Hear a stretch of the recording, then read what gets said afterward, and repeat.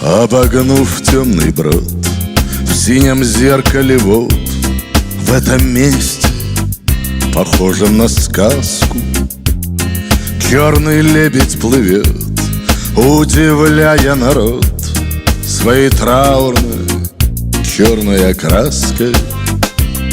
Из далеких земель он сюда прилетел, чтобы увидеть глазами своими, как волнуется шмель, как смеется апрель, как проходит весна по России. Черный лебедь, заморская птица,